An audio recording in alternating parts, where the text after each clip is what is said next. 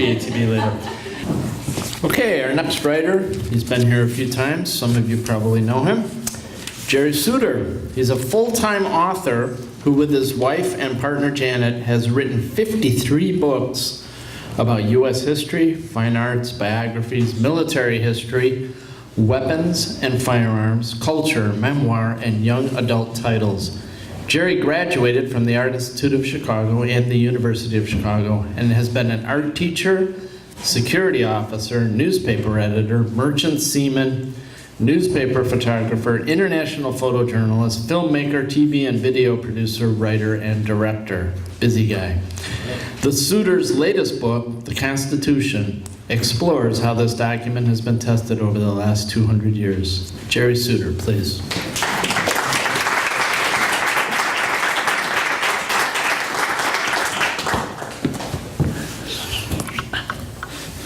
Thank you. Just one thing to keep in mind, everything in this story is true. Since this story begins about a third of the way through my memoir, let me introduce my two Art Institute school chums, Clink and Flick. Clink was more an illustrator like Leroy Neiman. For Flick, visualized Vincent van Gogh channeling Hans Hofmann. Clink is ex-military, a low-rent Gene Kelly. Flick deals in real estate on the side, the scion of rich German parents, and me, minus the ravages of a great age, thinner and clean-shaven, a South Side 20-year-old trying to excavate some talent from apparently fallow ground.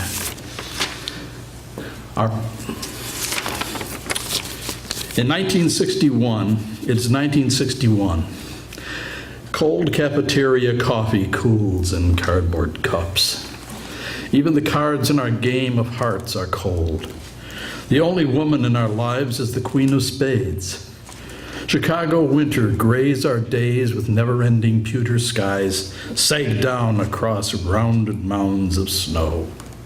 Each day is a sullen ritual. Clink, Flick, and I need an adventure. Buffeting winds drove across the lake's ice flow and the Siberian flat landscape of Chicago's front yard.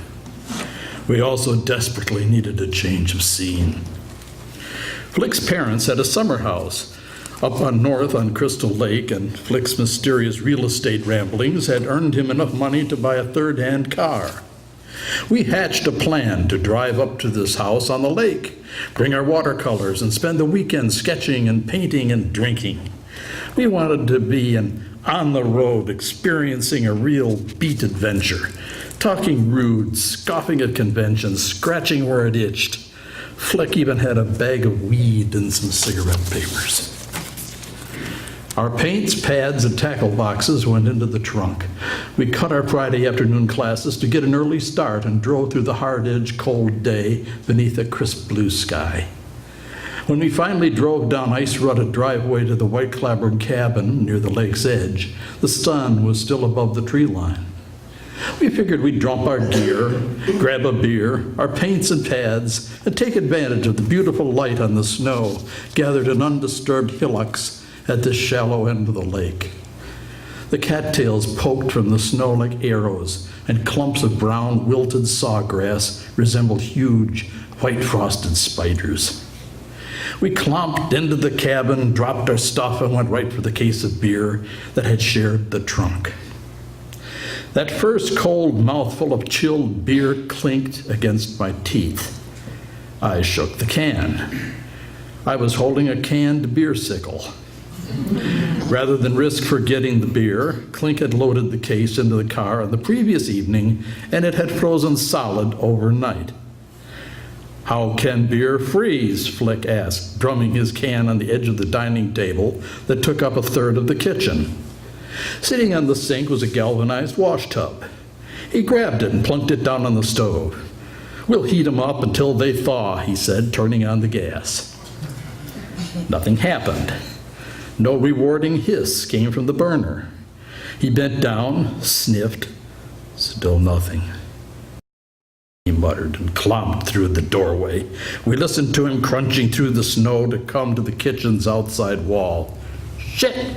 came through the wall, following by more crunching. With snow clinging to his boots and pants, Flick entered the kitchen and scowled at Clink and I. My parents returned the unused propane for a refund. There was nothing connected to the hoses outside.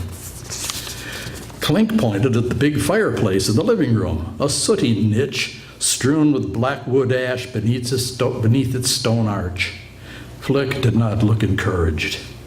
"We can try," he said, and headed back out to see if he could find something to burn. Using a tire iron, he flogged and pried a few logs out of their ice-choked stack in the backyard. We stuffed the fireplace with anything flammable. Using an X-Acto knife designed to sharpen pencils, we managed to slice some bark and slivers into respectable strips of kindling. Our fingers were numb, noses were red, and beneath our heavy coats we were damp with sweat.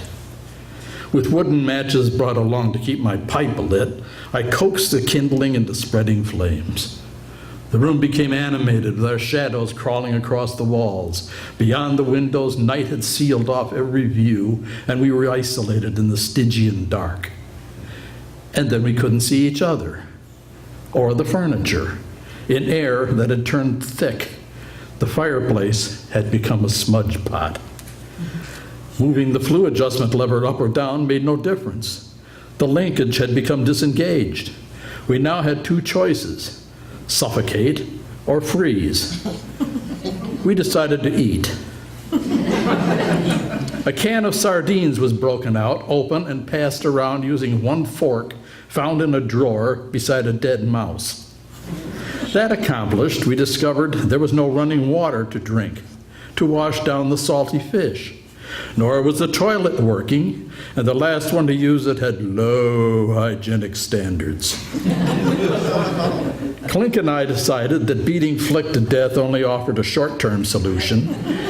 But as the dense wood smoke was sealing our doom and no one considered trying to drive out over the pitch-dark, deserted roads to the highway, we wedged ourselves into a utility closet that doubled for storage of frozen canned jam, frozen tomatoes, frozen chili sauce, and groggy spiders. We took turns peeing out the front entry and retired to our vinegar and dill-scented tomb. With rags stuffed along the threshold of the closet to keep out the billows of smoke from our terrifically successful fireplace blaze, we tried to find comfortable positions to put legs, arms, leaning torsos, and heads that were starved of inspiration. Flick had one of his eureka moments. Stuffed in a jam closet, sealed in a house filled with wood smoke, surrounded by sub-zero cold, he decided there was smoke, and there was smoke. He snaked his bag of weed from the parka pocket and held it up with a packet of zigzag cigarette papers. What better sleep inducer than a numbing buzz from smoking pot?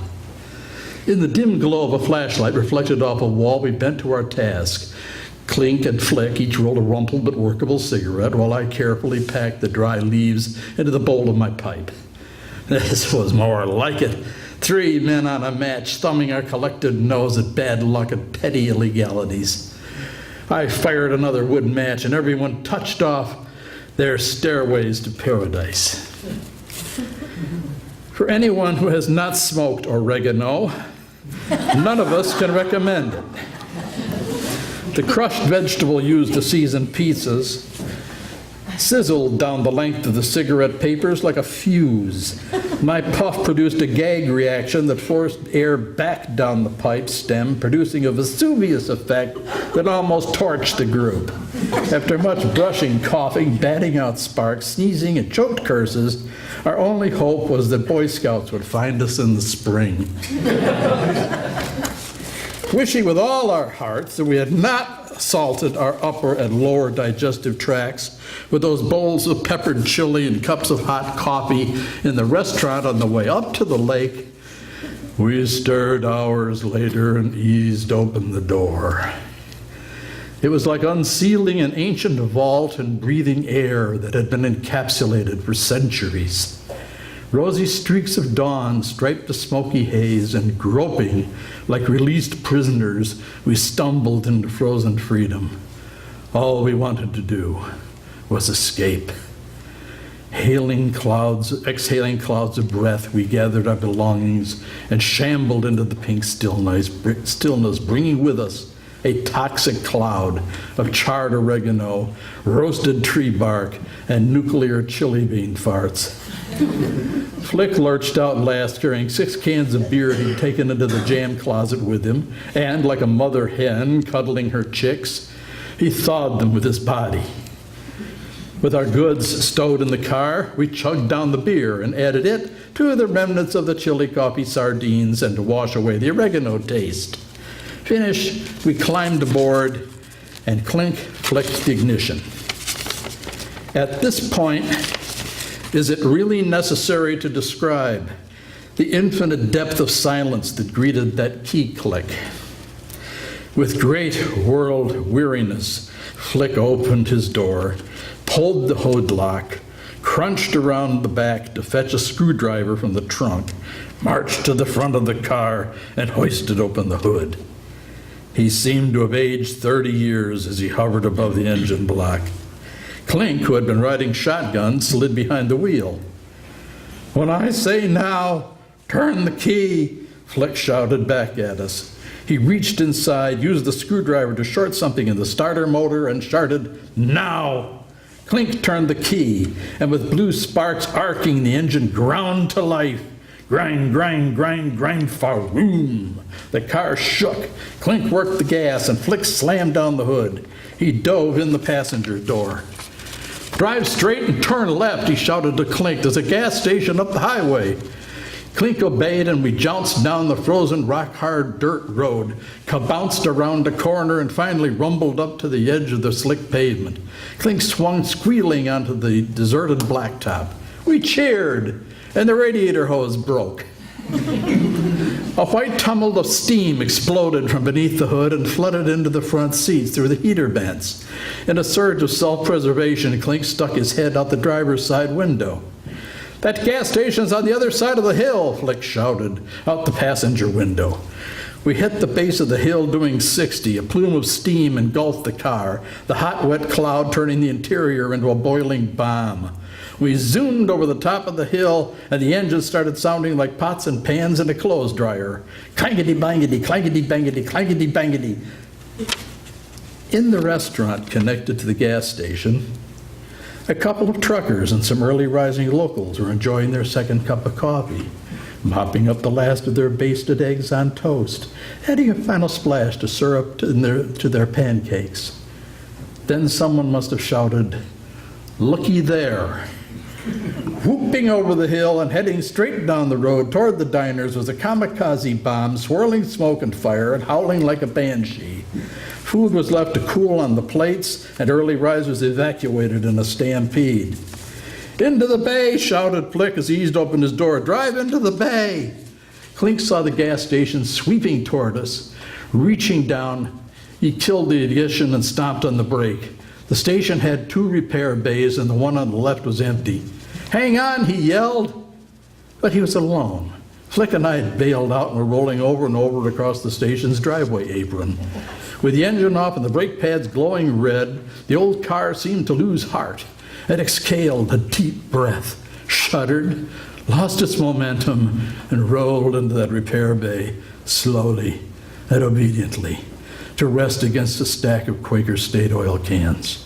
It coughed, and the last of its mighty steam blast piffed out like a canary fart.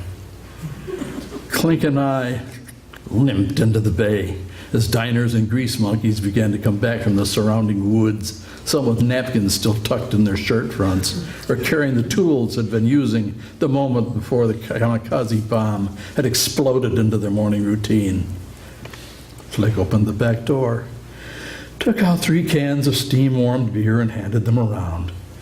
Flick then offered his checkbook to the gas station owner, a large, slope-shouldered man who'd gone purple in the face, with thin hair and huge hands, wearing a stained gray overall. Flick said, "Give me a number." Outside, the sun was full up. It was a beautiful morning. We sipped our warm beer, listening to the approaching siren, and thought about the great story we could tell for the rest of our days.